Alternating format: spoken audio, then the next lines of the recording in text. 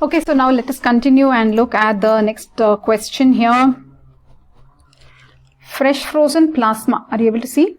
This is the next question that we have to look at. Fresh frozen plasma, 3 marks only. So let's look at it. We have to write this answer. So there's a donor blood that is given here, right? Then you will test it for all this HIV, hepatitis B, etc. So you have put it in this bag and then you will centrifuge, right? So you are going to make this separate into blood components. So you will remove the WBCs, right? WBCs you are not using, okay, at all. So then you have in one packet, you have this red blood cells, okay, focus people here.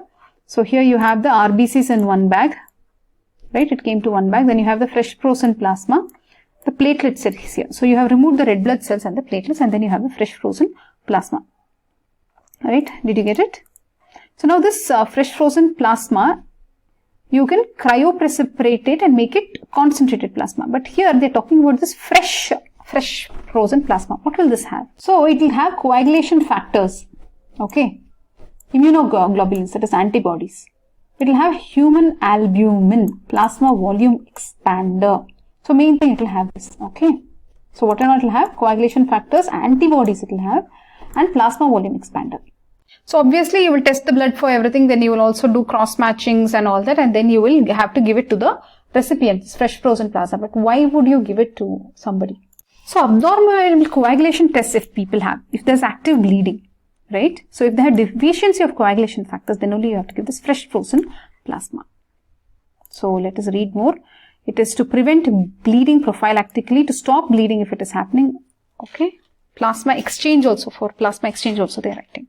So here they are telling this fresh frozen plasma should be ABO compatible and you should transfuse it within 24 hours of thawing, okay?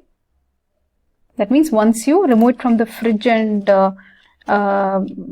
kept it in room temperature, within 24 hours, very soon you have to transfuse, okay? Actually in surgeries, right, they try to find the donor prior to the surgery and plan for whole blood itself, isn't it? That's how we have seen in our hospital. So look at this, there is something called as MTP, Massive Transfusion Protocol is there. See, they are saying here, not a justification for the use of fresh frozen plasma. You should not give if there's hypovolemia. Okay. You should not give. Only if there is some coagulation factor deficiencies, right? TTP, thrombotic thrombocytopenic purpura, if you want massive transfusion, right? Only in such cases they are talking about giving FFP. How about moving on to the next question, hypokalemia.